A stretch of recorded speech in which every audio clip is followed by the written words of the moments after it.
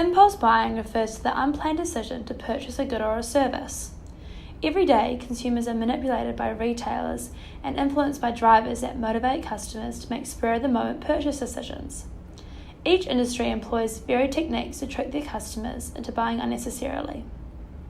This video, however, focuses on the impulse buying at the supermarket, with reference to how they utilize applied psychology to control our shopping experience. To explore the effects of impulse buying at the supermarket, we decided to observe a third-year Otago student, Sammy, on a trip to Newfield Gardens. As a flat, Sammy and her friends have communal dinners. For this trip to the supermarket, Sammy went to purchase the ingredients for her shared flat dinners, as well as a few personal items. We watched Sammy find her way around the supermarket to collect her list of items, including all additional purchases that she had no intention of buying. Following this experiment, we compared her pre-purchase intentions with her post-purchase goods and asked her to justify her purchase decisions, which sustained research into the motives behind impulse buying. The store's layout has been placed here intentionally. From the produce display at the entrance, the dairy at the back, and the gum and chocolate at the checkout, it is designed to stimulate our impulse buying. As we enter the store, we immediately notice the flowers. For most supermarkets, they locate the flowers near the door, as our senses are triggered by their beautiful appearance and smell. Dr. Mike Lee stated that flowers are appealing by nature, especially to women, who tend to make most of the grocery buying decisions, which increase the chance of adding them into your empty shopping basket. While some, like Sammy, didn't purchase any flowers, seeing the beautiful flowers increased the shopper's mood, as well as building a feeling of freshness that persists for the rest of the shopping experience. The happier you are in the consumption experience, the more likely you are to spend. Now this brings us to the produce section. Directly past the flower section, we immediately see rows of fresh fruit and vegetables.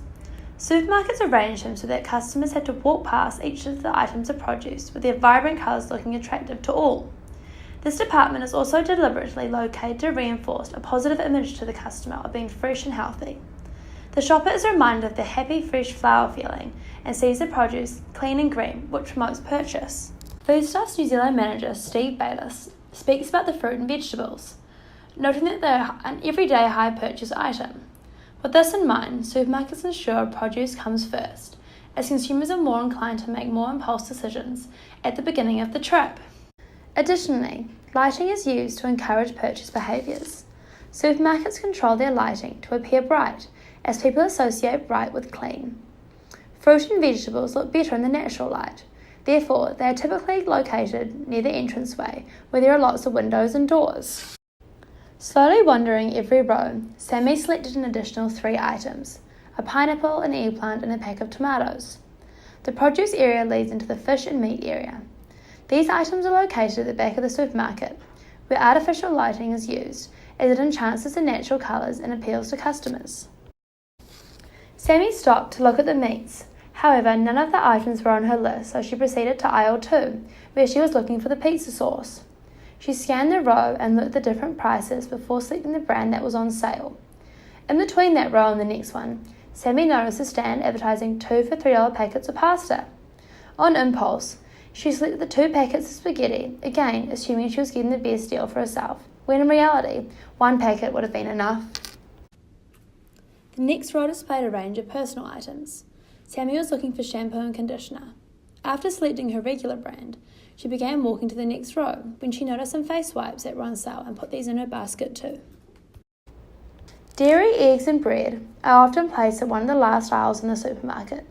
This is to ensure the customer walks around the whole store to attain their necessary items, where they're likely to pick up more than they intended. Sammy wanted 3 items from the cold area: cheese, salami and ham. She evaluated the brands of cheese available and settled for the Meadow Fresh Edam block. Sammy figured that because the Meadow Fresh Edam block was on special, she assumed that she was therefore getting the best deal for herself. She compared the Hellas and Beehive hams and selected a duo packet of Beehive and mild chorizo sticks, which both were club deals. The bakery section is often located following the produce section. However, in this supermarket, it places after all the aisles, next to the deli, snacks and alcohol area. With the smell of fresh bread appealing to us, it is likely this will re-stimulate our senses, therefore purchasing the items. With the constant reinforcement of the word freshly baked, along with the smell of fresh bread, It emphasises the fact that everything is fresh, as well as making you feel more hungry than you actually are. In this area, Sammy was not tricked by these tactics and only selected the pizza bases, which is exactly what she came for. At the end of this trip, Sammy ended up with 7 more items than she initially intended. Here, we show her pre-purchase list compared with her post-purchase list. Consumer expert Paco Uphill talks about the impulse buying, noting that 2/3 of what we buy in the supermarket we had no intention of buying, which we noticed with Sammy's shopping outcome. Following the trip, we asked Sammy some questions to try and understand her purchase decisions. Describe the way you went around the supermarket. I started on the right and moved anti-clockwise around the supermarket. I went from the produce section, sauce aisle, then to the aisle where the shampoo and conditioner was kept. Then I went to the cheese section, then I think onto the bread section, and then finally to the checkout. A piece of American research found that supermarkets where customers enter on the right and move anti-clockwise around spend an average of $2 to $3 more per trip. Sammy spent $12.60 more than she intended, which was likely due to the organisation of the supermarket. There was a large variety of pizza sauces for you to choose from. What made you pick that brand or item? I selected items that were the cheapest out of the brands I knew. It was located at eye level, which made it really easy to find.